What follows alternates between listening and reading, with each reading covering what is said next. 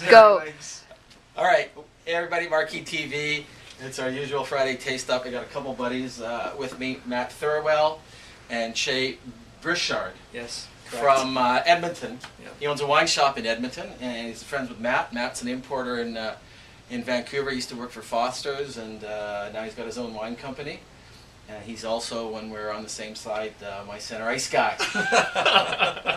And feeds Setting me you up with all those goals. Oh, set me sweet. So anyway, Matt's just getting in the wine biz, so of course I'm going to help him out, but he's got to have good wines, otherwise I don't buy them. Domaine Ventenac.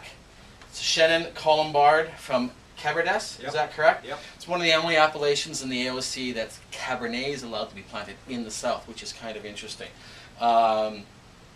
Just to touch on the reds before we go into it, the red, they're full-bodied, a little bit of leafiness to them, but they blend them with Merlot and some Syrah. Anyway, Chenin Colombard. I love these types of blends because they're fresh, they're crisp, they're clean.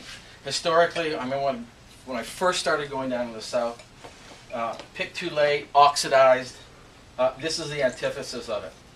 Matt, how'd you find these guys? Tell me about them. Yeah, it came through a friend of mine, actually. They were looking for an importer in Western Canada, and we hooked up about 6 months ago, and it's a young guy. He's about 35.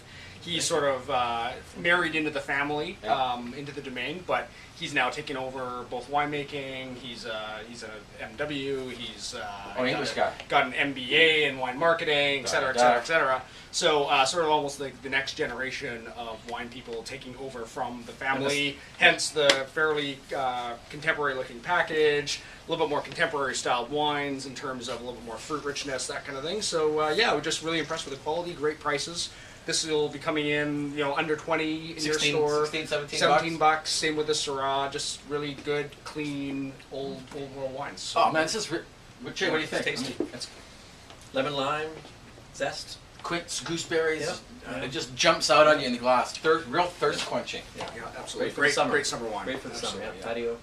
Yeah, the frickin' wine comes in the middle of August. Next Great year. summer wine. Yeah. No. Anyway, it'll so well. Now, the Syrah, we just tasted it before. Just by tasting it, I can tell it's concrete tanks. It's not any oak or any new wood or any ripeness. So the wines tend to be closed. Here you go, Leah. There's that hand. Thank you. As Maradona says, the hand of God. So these wines historically need need food and need a little bit of time. Again, 1695. And this is basically declassified Cabernets from their property. So you're getting, it's Vin-to-Pay classification, Right, but 5% Cabernet? No, it's not. all Syrah. All Syrah. Syrah. Oh, it is Syrah. All Sorry. Syrah. Yeah. So really tight. I mean, it's got great color, great youthfulness to it, but very, very tight. Not wholeheartedly immediately appealing, but this has been open for about half an hour now. Yeah, I think it's going to open up a lot. Yeah. It is fairly austere right now, but you can tell there's that underlying fruit sweetness waiting to come out. It has that hit of acid, that little angularity to it, but again, with protein, steak, some meat, some sausage, things of duck, Yeah. it's going to work well. Jake, talk about Edmonton. Oh, Edmonton. Edmonton. Oh. Not just the Oilers. Taylor Hall coming up. Yeah, a big year this year. I'm sure we're going to be Calgary. It's busy in the store. Things are moving.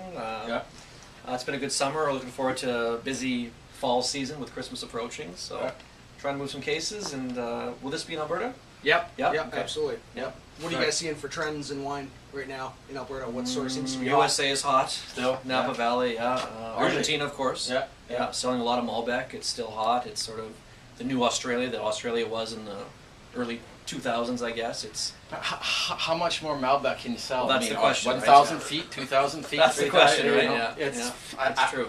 It's gonna lose. I mean, there's some great wines, but hopefully it doesn't get Yeah. diluted like the Yeah. Australian Yeah. wines. I think it will go that way eventually. Oh, eventually, yeah. And the good quality wines Yeah. will.